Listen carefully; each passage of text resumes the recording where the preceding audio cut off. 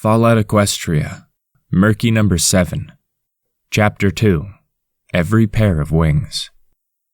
Item 1. Create checklist of the things I need to accomplish by the end of the day. What did it feel like to be alone? For the longest time, I had never known. To be alone, you must have had a presence to lose. For me, that had been my mother. To witness her slowly getting smaller as I was dragged away over the wet mud into the barn of the rock farm was the first time in my life I had felt the painful sting of loneliness. But they say time heals all gaps in the soul, whether you want them to or not, and the life of the slave took over. I missed her, but I no longer felt the loss of her presence so keenly as I once did.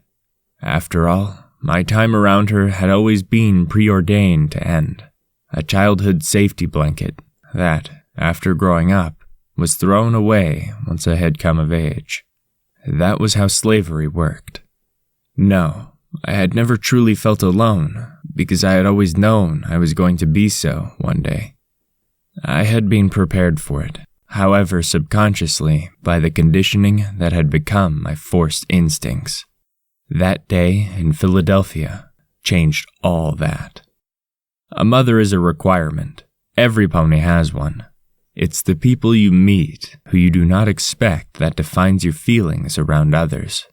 From birth till death sentence, I had never known a single pony to come under that label.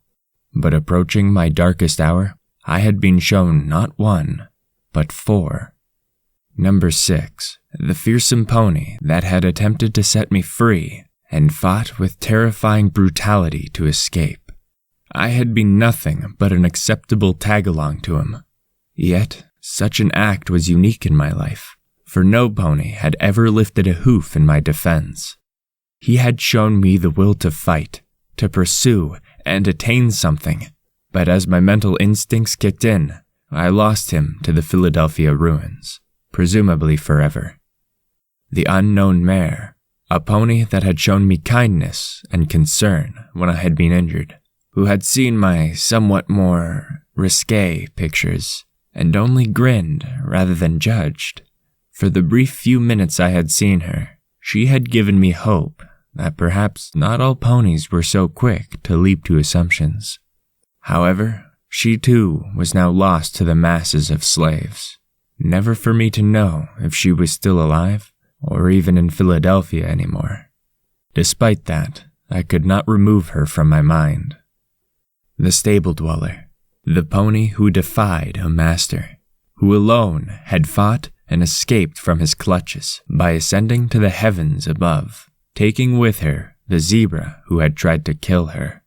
A merciful act from a better soul that had lit an inspiration in my heart and soul forever. The sight of her rising in the pit, bright, fearless, and wreathed in magic would never leave me. I would have drawn it had I still had a journal to draw in. Amongst Red Eye's best efforts, she had escaped and proven that leaving Fillydelphia was possible. That if some pony were to show that same courage, they too could take for themselves the freedom they desired and dare to dream of better times. But even as she brought us hope, that fleeting time in which I had known the so-called stable dweller ended. Fillydelphia once again took control with no real visible change, for her impact was not on our environment, it was in our hearts. One by one, I had lost the 3 ponies who had shown me what it was like to have another pony there for me, to protect me, to aid me, to inspire me. Now, they were gone, and now, for the first time, I had felt true loneliness. It had consumed me. Down in the muddy refuse pit, I had lost my composure, my temper, and all understanding of what to do. Personal emotion was not something I was tailored to feel or deal with, despite my regular tears. But in my lowest moment, filled with rage at the solitude I could not comprehend, I was handed by fate the 4th, a voice that could not leave me, who I could see as a guiding light through the darkness of the wasteland. So long as the airwaves were open, I would never be alone again.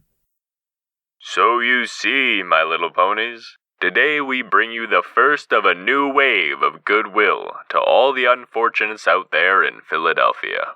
Yeah, that's right. All you slaves in that foul end of the wasteland can have a little cheer once more. Until recently, you've been denied the privilege of my oh-so-wonderful tips and tunes. But no longer. DJ Pond 3 is in the airwaves. Old Red-Eye can't stop this signal. Thanks to the efforts of the one and only Stable Dweller, these broadcasts can now reach you all down in Fillydelphia to bring that little glimmer of hope to your lives. Warms the heart, it does. I can let you understand that no, you haven't been forgotten out there. My pigsty hiding spot was gone, but I'd always had something of a talent for finding the little nooks and crannies in which to wriggle away and hide. In this case, an old feed cupboard within the petting zoos that stank of rot and damp with a collapsed roof. The fallen timber created a hidey hole that I could slink off into. Now, information is still creeping into us from out that direction. It seems our stable dweller got right into Fillydelphia itself. Not only that, but she made one heck of a show in front of that egomaniac himself. Messed up his operations something fierce, and got the hay right back out of there with another slave by her side. Tell you what, folks, I've seen some amazing stuff in my time. But even just hearing about this, she really is something special, that little mare. Isn't she just? I felt that smile creep back into my face again. I had stuffed the device inside my jerkin to hide it as I had crept back to the petting zoo a few hours later. Whiplash had returned, a nasty deterrent for the gangers to not attempt murder again. Not that it had stopped their more normal activities, however. My rump still stung from the half-buck as I wriggled my way into the feed shed. I could hear them nearby, discussing things about mares I felt best to avoid my imagination dwelling on too deeply. So take heart, little slaves. I'm with you all now, the Rebel DJ, as a lovely alternative to all that nonsense Mr. I loves to spout out all day long. Better music, too. Much as Pinky can bring a smile, that stuff does get a little grating after a while. But that's not all we offer here at 10 Pony Tower. We've got wasteland tips, tricks, and lessons to help give you all an edge to stay alive in there as best your little souls can, my little unfortunate ponies. But above all, you can come to this signal for respite, for an escape. Just be careful. I can't imagine Red-Eye appreciates superior radio. So find your hiding spots, relax, and get ready to experience some real sound. To let that hard and death-defying work shift slip from your mind for a few hours, and relax with a little Sweetie Belle, Sapphire Shores, or our wondrous new Velvet Remedy. Speaking of that hot singing and hot-looking mare, hey, come on, credit where credit is due. Here's some of her right now. I clutched the device tight, the volume down so low that only my strange hearing could detect the noise. The absolute last thing I needed was for the gangers to know about this precious device. I would never leave it elsewhere. Better to remain strapped around my torso under my clothing. My jerkin was pretty good at keeping things hidden after all.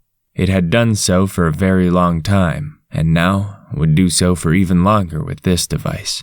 Its volume could be low enough that only I would hear, and remain hidden from every pony else. Only here, safe in a small place, could I take it out and hold it close, almost nuzzling the thing as I sought comfort from the hellish life that I could, at last, recognize as my own. Since yesterday, I had spotted a few slaves clutching similar radios, hiding them from slavers to tune in to the new broadcast. The DJ had brought a silent, almost undetectable revolution of hope to them. I had witnessed some being caught. The guards had standing orders to stamp it out wherever they could. both the radio and the slave. As the music began, a wonderful, uplifting beat and beautifully struck first note caught my attention immediately. I heard this velvet sing of hope and better times, lighting the color in my imagination to follow what she sung of. I curled up, eyes clenched tightly shut as I held the device close, its small speaker against my ear. Music and voice in such harmony, blessed with a stirring tempo and words that spoke to my very soul. The song rose to a triumphant and motivating crescendo before the quiet and oh so gentle end. Almost before the dead silence between tracks became unbearable, another began. The DJ was showcasing her to us, the wasteland's own born talent. I felt wetness on my hooves from holding the device to the side of my face. Even as I imagined the same beauty that she sang of, my body shuddered with emotion as the first real songs that felt like they were meant to help me continued through the night. I wanted to hear more, to see her, to try drawing her, even though I didn't know anything about her. I just wanted to lose myself in that tune and stay imagining forever. Filled with emotion by the music and voice of Velvet, I fell asleep to the imagining of finding the beauty she sang of. I heard her voice in my head gently hushing me to not worry through the medium of her music, even as I heard a growing wind building in force outside. I had fallen asleep with Velvet Remedy. My dreams of color, light, and optimism afforded me the first real sleep that did not contain the recurring night terrors of my masters deciding they did not need me anymore. I only wish it could have lasted longer. With the comfort of the DJ and the music in my ears, I wanted to just sleep forever, to just not wake up and have to face the day once more. Fillydelphia was rarely that kind.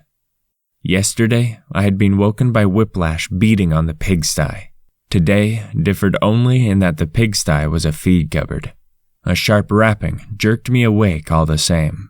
Murmuring and groaning quietly, I hastily hid the device under my jerkin, not daring to leave it behind where it might be stolen. Outside, I could still hear the wind whistling between the fun farm stalls like an ongoing howl in the air. "Murky number 7. Slaves tell me you're hiding in here. Now get your little rump out here." Whiplash. Normality had returned to Fillydelphia. The day was about to begin again. Hazy-eyed, I rolled my neck and crawled slowly out. Each hoof that left the hiding spot hesitated with the wish to just dive right back into my cozy hole and go back to sleep. Judging from the light in the air, it was still the same night as I had returned to the fun farm from the refuse pit. All the same, some more open air, away from the rank stench of the 200-year-old rotting feed cupboard, was easier to breathe. That was, until I remembered it was radioactive and poisoned anyway. My throat felt dry and tight, while my stomach ached with neglect. It occurred to me that I hadn't been given any food or drink for over a day now, and the lack of nourishment was beginning to tell. Once in Fillydelphia, I had been reduced to drinking from a sink in a workplace, just to survive until the next rations appeared. It hadn't helped my radiation sickness. Already, I could feel my rad fever creeping back in as a stinging sweat all over. I pushed myself more fully out from the wooden door that had collapsed inwardly and immediately felt every muscle in my body stiffen in shock. Sweet Celestia, it was freezing out here. Where had that stuffy heat gone? What was with this wind? The gusts hurtling through the petting zoo felt like they went right through me, chilling to the bone, never mind the body as a whole. Looking off to the side, I could see what looked like a growing storm over the nearby hills outside the wall. The cloudy sky had become dark, rumbling menacingly in the far-off distance. Thunder. Probably a storm coming this way too. I shuddered. No pony had told me about the rain in Fillydelphia on my first night. Coming through the poisoned cloud of radiation and industry, It burned. Fillydelphia was known for its blistering and stifling heat, but the wasteland, ever powerful in Equestria, could do as it willed anywhere, including making my personal hell freeze over, apparently. Any feelings of cold or far-off sounds were quickly driven from my head by the clip around my ear I received for not immediately turning to attention for whiplash. Caught off balance and still physically exhausted from yesterday, I stumbled and fell back from the stinging strike, only barely catching myself before my head rattled off a rock. "Get it together, you filthy wretch! Get the hell up!"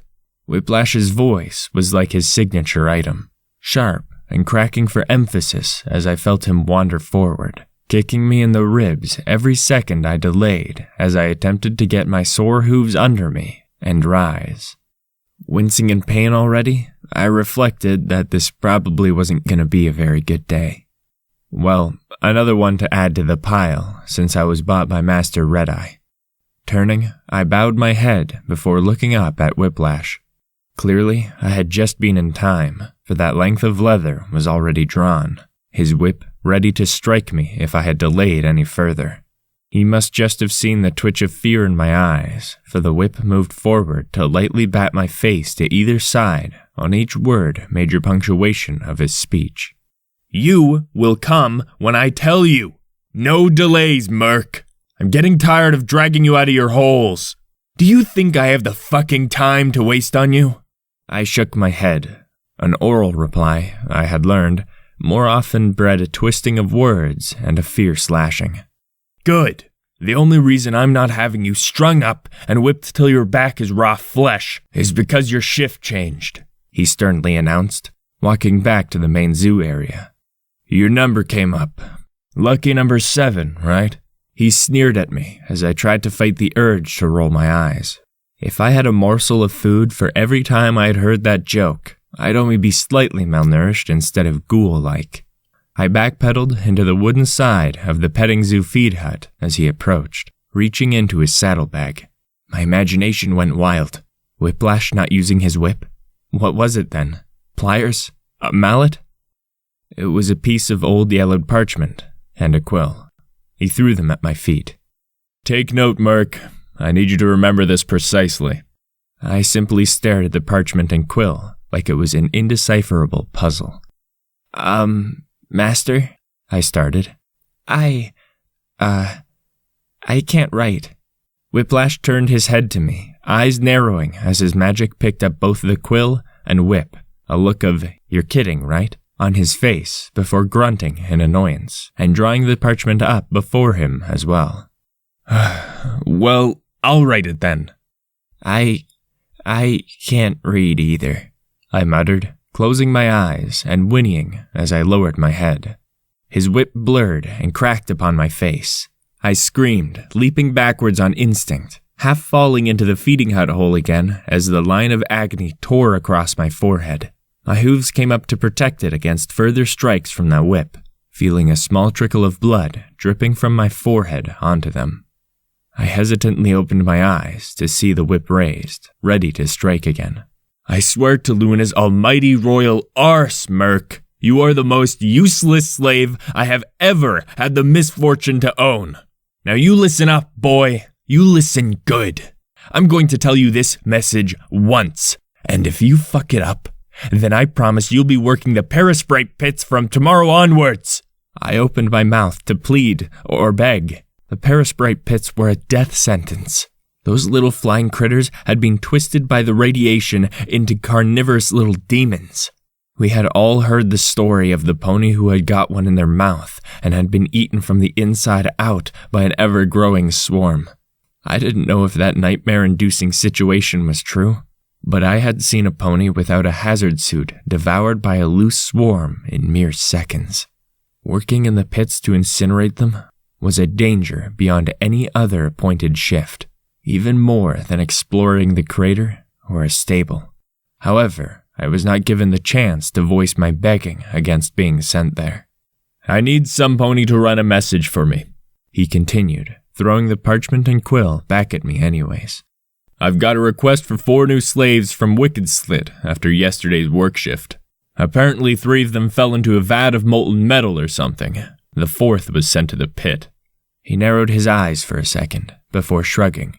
I guess that means she'll only need 3, given the last one is probably you. But that psycho bitch could probably do with another one to keep her mollified anyway.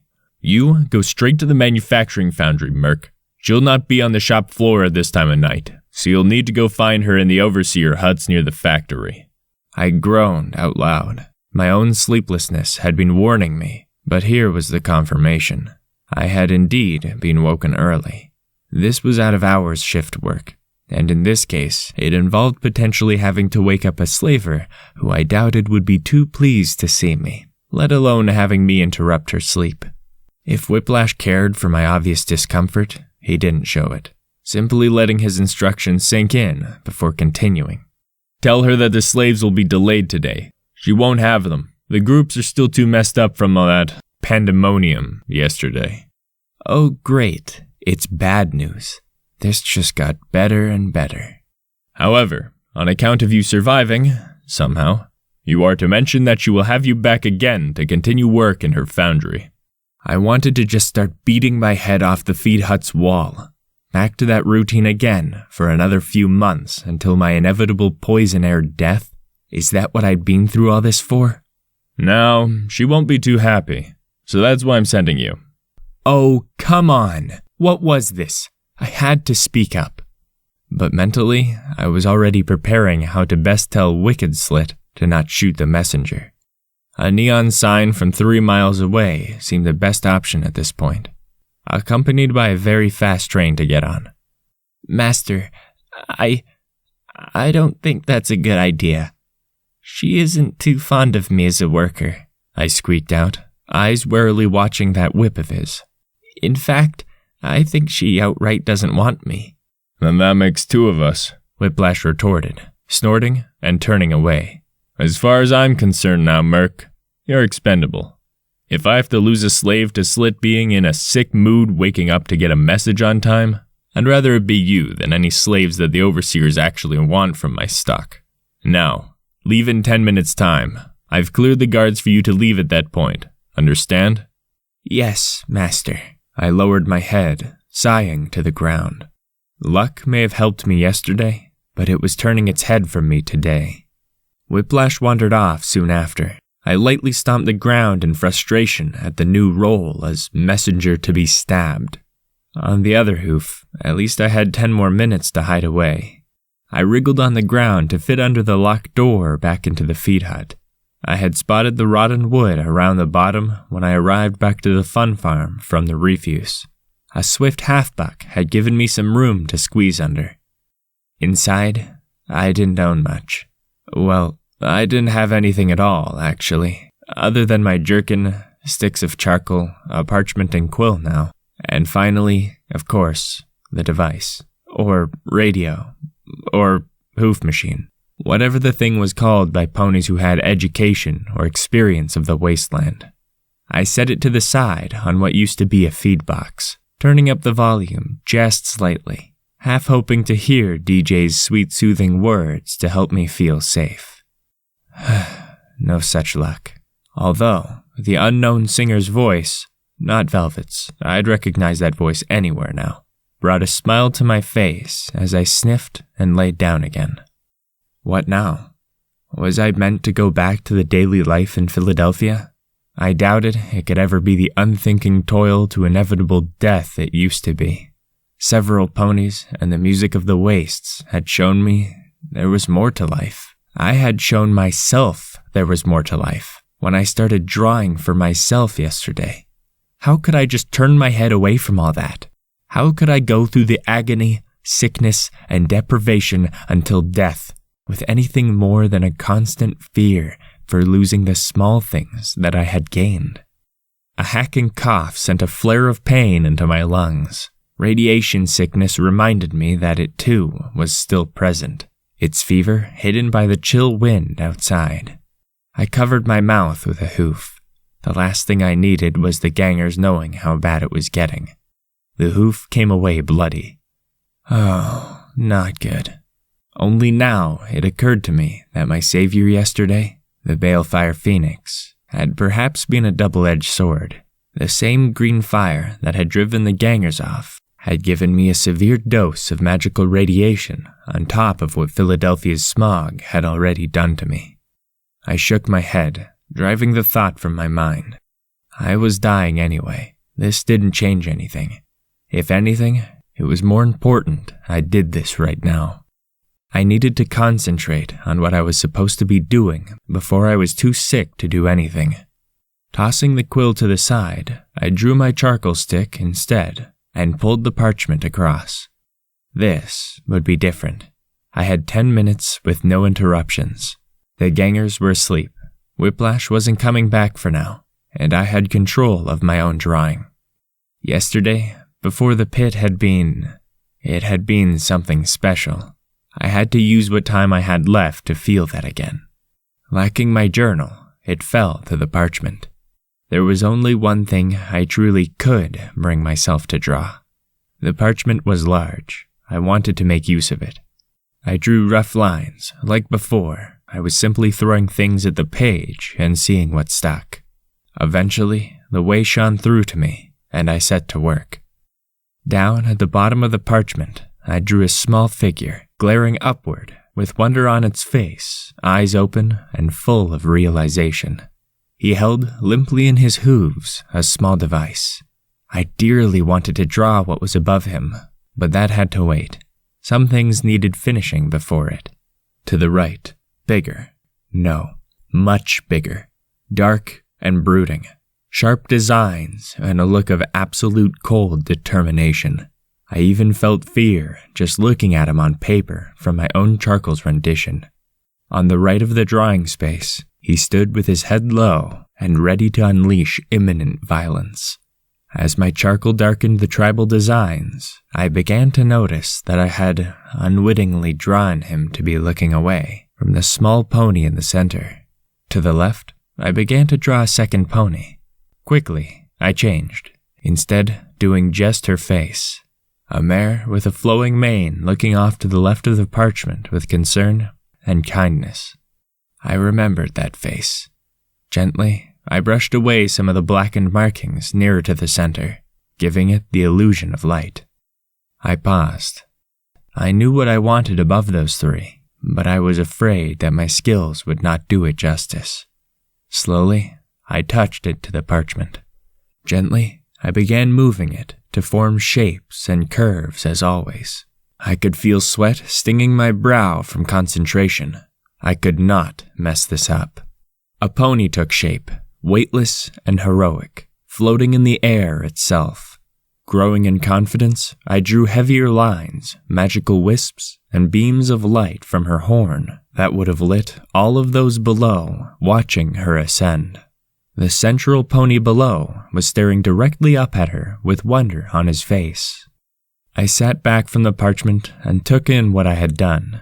I felt a smile creep onto my face, allowing me to almost forget my predicament or sickness as I touched the parchment with a hoof, as though I could somehow let that image become my life before my eyes once again.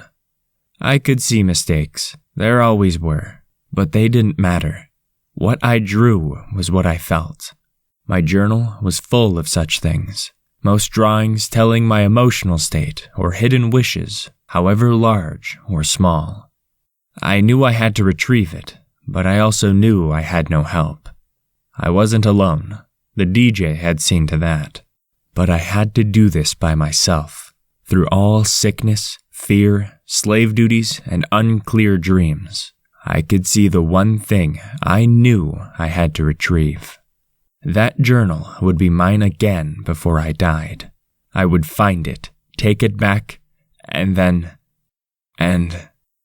I looked down at the ponies before me, each surrounding the one in the center who looked so afraid and lost beyond his wonder. I saw the stable dweller flying free. I was going to be... No, one thing at a time, Murky. Flipping the parchment, I quickly sketched my journal on the back corner. I would track my things to do in the day to avoid as much harm as I could. The journal was the signal to find and retrieve it. I placed a curved knife beside it, to go and find Wicked Slit and deal with that job. The last thing I needed was to be thrown in isolation for failing to complete a task. 2 tasks added to the parchment. I rolled it up and stuffed it inside my jerkin along with the device. Pulling the frayed cord tighter around my body, I ensured as best I could they wouldn't slip. If I lost my jerkin... Shaking my head, I sat and for the remaining minutes tried to figure out why, despite an objective to go for and something to accomplish, I still didn't feel brave or heroic at all. I was willing to bet the stable dweller never felt this way. The 10 minutes had passed. My resolve to begin acting for myself and seek what I wanted had not wavered.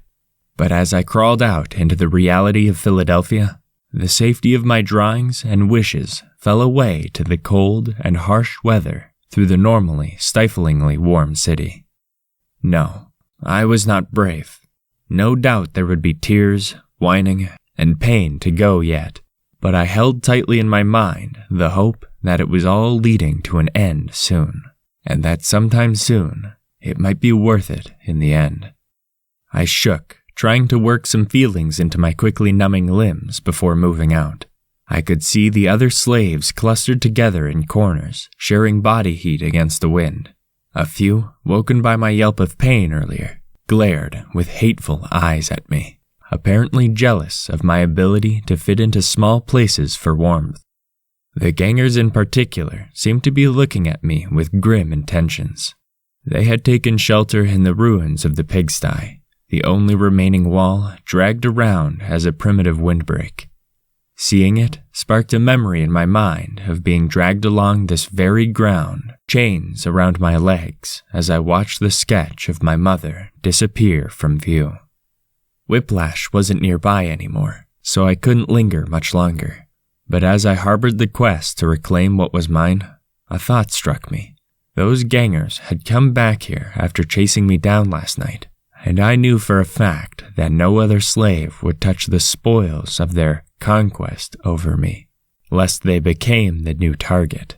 So, it stood to reason that those gangers knew what happened to the small sketchbook. After a second, it occurred to me that perhaps standing and staring at them wasn't the greatest plan of mine thus far. The black-haired buck in particular was eyeing me up with murderous intent. His muzzle still looked swollen from where I had given it a good kick. Perhaps, though, if I played this right, I might get a few clues. "What do you think you're looking at, runt?" "Nothing," I answered as I turned my head away from them. I just wanted to find my journal." "What?" The second buck looked around before grinning. "That thing of yours? Oh, don't worry. It went to a better cause. Got some good swag for it on the slave market." The what? I had never heard of such a thing in Fillydelphia, although it didn't sound impossible. Everywhere I'd been, slaves had traded things behind slavers' backs, or sometimes even in direct view if the material was innocent enough. But a market? I didn't suppose it was impossible. After all, Master Red-Eye wasn't stupid. Allowing the slaves a small area to trade their meager belongings would go a long way towards keeping them in line. "You wanting trouble? What you doing just standing there, runt? Looking for your head bucked in?" I drew a breath quickly, backing away and shaking my head. Oh, please let them think I was just frozen in fear. Please, please, please. "Yeah, you better back off. Just wait, runt. Just wait till you've got no place to hide at night." The mare threatened menacingly, spitting into the dirt. "After all, you're expendable now, remember?" I heard her sick laughter even as I turned and galloped out of the fun farm, struggling to not show the terror on my face until they were out of sight. It took me a good 10 minutes to build up the courage to go back again. I wasn't done in the fun farm, not at all. For as much as they terrified me, I wanted that journal. I needed that journal. The one thing that I had shown to myself, that I could break the chains on my own mind, was lost to me. I had to reclaim it. I had to see her again. The pigsty had been located near the edge of the low scrap wall surrounding the petting zoo that marked our enclosure. My idea was to sneak back around and hide just opposite the gangers on the other side. If I kept low and crept, I could lie unnoticed and eavesdrop. I would often sneak around using my size to remain hidden behind small objects. I had once done it to steal food from my master in the rock farm. Part of my mind, the one trying to push me to ignore this and go do my slave duty before I was noticed, seemed to take sick pleasure in reminding me that, yeah, I did sneak out then. I got caught. This was going to stretch my time thin. Being late to bring a message to Wicked Slit often meant being late getting back to your enclosure on account of having to limp the entire way. Circling around the petting zoo while trying to calm my beating heart, I hid behind a small stall. What it once sold was indecipherable, or perhaps I just couldn't understand the words. Possibly both. My entire body was sweating from the effort it was taking to overcome my fear, but they were the only ones who held any clue as to where my journal had gone. I needed to listen for any clues they might let slip. Names, places, shifts, anything that might give me a lead. The petting zoo wall was about 20 feet away across the blasted remains of what I guessed was a field where larger animals were kept in the fun farm's heyday. No noise came from the other side, and I could only occasionally see the top of one of their manes popping above the top of the wall. Made of scrap metal and rotting wood, it functioned only as a border. If they were to spot me, it would prove no obstacle. And there was no humongous balefire phoenix to save me this time. Not to mention I doubted I could survive another rad burst like that. Gulping down in fear, I put one shaking hoof in front of the other and began creeping forwards. Every small step lit another part of my brain, instructing me to turn around. The bleeding wound on my forehead from Whiplash's strike throbbed to remind me of what would happen if I weren't done on time. I blinked the dripping blood from my eyes, lowering my torso to the ground as I slid forward. Great goddesses, if they only turned around, they would see me. I would have to hide right up against the wall itself, less than a foot from the ponies on the other side. It took every effort I could pitifully muster to not squeak in terror as I dragged my tired body forward, inch by painstaking inch, scooting carefully towards them. The harsh gravel pulled at my jerkin, leading me to take a few tense, heart-stopping moments to pull it back into place and ensure the device was still held snugly inside. I couldn't lose my jerkin. Not for anything. Just a few feet to go. I could hear their voices, despite their hushed tones. They were discussing me and their sick pleasure at scaring me off. I trembled as I realized their threats were not idle should they ever get me alone. However, I couldn't stop. I had to be closer, or they could simply turn around and see. The mare turned. I didn't have time to think. With a quick shuffle, I flung myself forward the last few feet and rolled on my side behind the wall, below her field of vision. The hell was that? I could hear her getting up and turning towards the wall. Panicking, I started trying to sneak as quietly as I could along the edge, keeping my mouth clamped shut to stop any fearful whimpering giving me away. Every small movement felt deafening to me. My heartbeat alone would be loud enough to hear, surely. The mare's head peered over the wall behind me. I prayed deeply. Please don't look to the left. Don't look to the left. Anything? Nah, radroach or some shit. She moved away from the wall as I took the first breath in over a minute. Resting my head on the ground, I tried to ensure my staggered breathing wasn't too loud, as I closed my eyes and shivered on the spot. I was in position. I could still hear them just over the wall. Swear, the moment I know I'm dying, I'm bringing that bastard overseer down with me. It was the black-haired buck. I recognized the slight muffling on his words. Fuck that noise. Only pony he's getting trotted by is me, Lemon. That was the mare. But the brown and black buck was called Lemon? That didn't make any sense at all. Perhaps he dyed his mane. I had occasionally wondered if I'd like that done. Get rid of this murky, color, and get something brighter, like a light blonde. I listened to them complaining about who I guessed was a shift overseer from wherever they got sent each day. Apparently, this stallion was a pretty mean apple who delighted in giving gangs a hard time. Briefly, I sent a little thanks in my thoughts to the overseer and wished him the best of luck in his future for the act. No matter, continued the mare. You can get rid of your frustrations on the runt when he comes back. Lemon, after the food comes around, get those hooves of yours smashing that feed shed. Doubt Whiplash will complain, and it'll lose his only place to hide. I'd like to see how his raggedy little coat takes this windshell when he ain't got no pony to bed up with. Even the other slaves avoid him, afraid we'll take him on. I had to bite my lip to stop myself from whimpering out loud, as I felt tears well up in my eyes in abject terror. One way or another, I was going to be badly hurt by the end of the day, either by Whiplash, Wicked Slit, or the gang. Holding my head in my hooves, I racked my brain to think of a way out of this. How could I avoid the beating? Thoughts were slow in coming, like some cogs in the machine of my brain just weren't there at all, never mind being slow. I wasn't brought up to make decisions or be decisive. I just followed. The stable dweller would know what to do here. I didn't. That fact hurt. It hurt bad, because I knew that my day was taking an inevitable turn.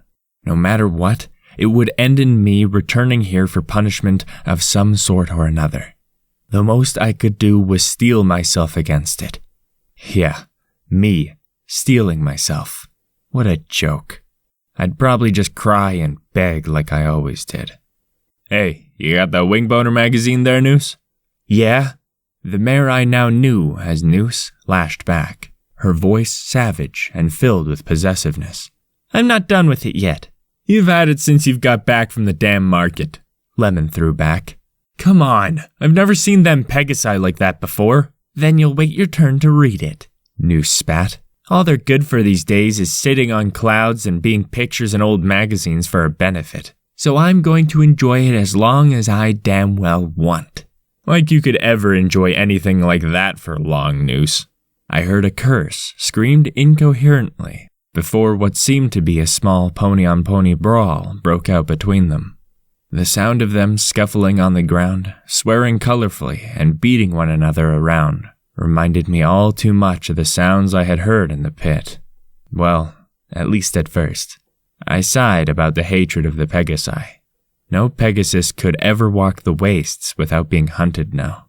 The slave in me understood the feeling all too well. I heard the remaining, yet unknown by name, buck reach forward as the others fought and pick up what sounded like a magazine, muttering something to himself about those two weirdos before shuffling around. While you two mess about, I'll take this. I heard him pick up the magazine. Little Runt's pictures of mares were just shit anyway. I felt offended. I'd always thought they were pretty nice looking. Deciding to trust the mare from yesterday's judgment more than the gangers, I kept listening. At least Sooty was willing to give us this in exchange for it and a couple of caps. He muttered before leaving a silence. Not like you two fuckers are even listening. That was it. Elation flew through my mind. I had a name to who now owned my journal.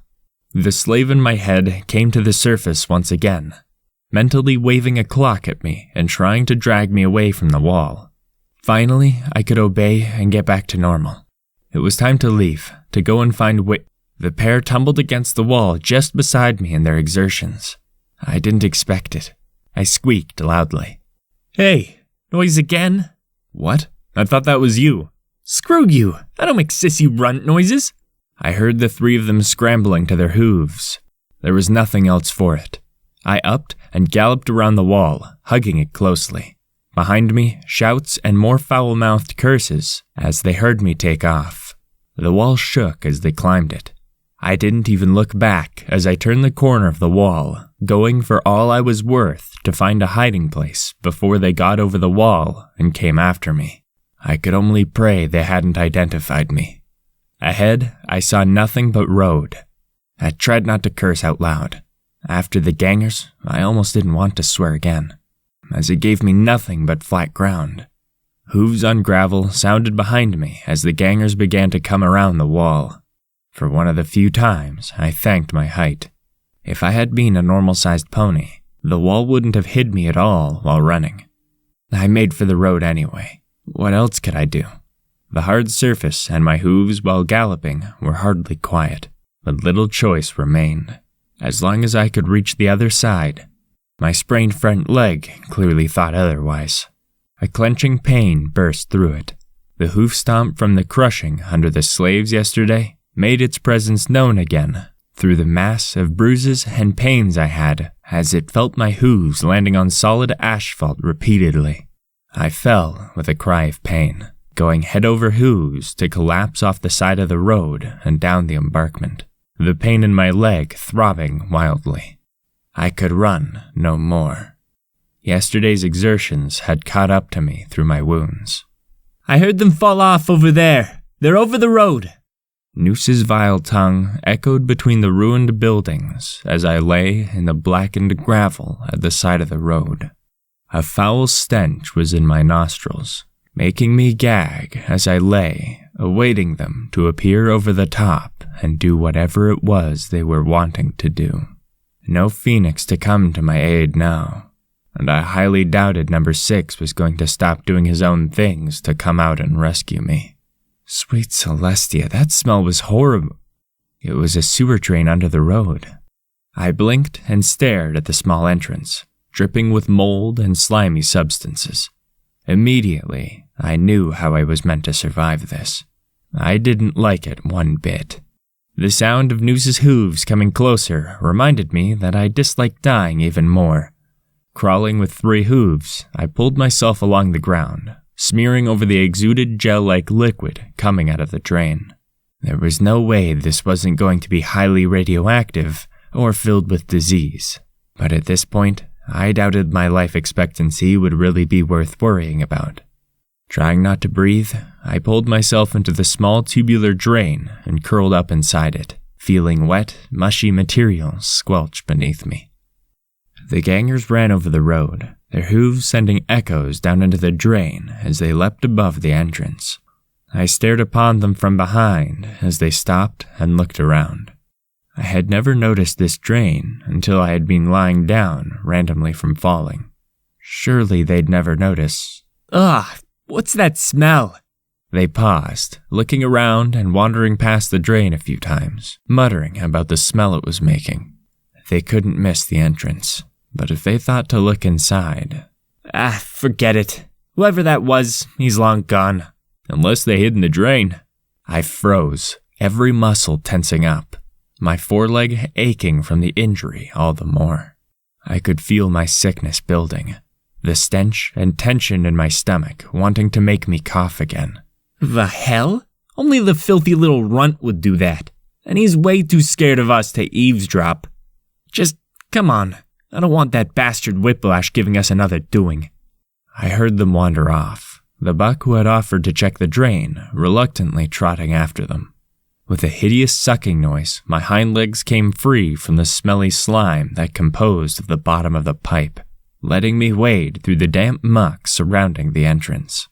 I fought the urge to vomit as I let out the rasping cough that I had somehow held in. Checking myself over once again, I felt the rad sores on my back left leg stinging and burning from the rubbing on the ground. I was coated in the drainage gunk. My jerkin was damp as well. I didn't even want to identify what was clinging over my cutie mark. I just wanted to stop, to go into the building, to throw up, and just lie down. To let myself just expire for the day. Or forever. But instinct, for all the stable dweller's inspiration, still existed in my mind. I pulled my jerkin tighter, made sure the radio was still intact, and set about being a slave. What a pathetic little sight I was after that. Just a small pony limping slowly down the roads in the howling cold wind, with a yelp of pain on every step of his front left hoof. A pony covered in the stinking slough of a drain. A pony stopping only to let a hacking cough out from my radiation sickness. A pony, a slave, carrying on walking to his eternal place of work, to no doubt be hurt more, with nothing more than a promise of pain on his shift's end. I couldn't take this, not anymore. I needed something to give me hope, more than just the scrawls on a piece of parchment. That journal had to be mine again, to see my mother once more. Those pages had come to mean freedom in some way. I silently pleaded to the goddesses, praying that I was right, that by doing something for myself, I might finally break the chains and have the courage to do something more, something greater, to follow her. Choking down the pain, I carried on.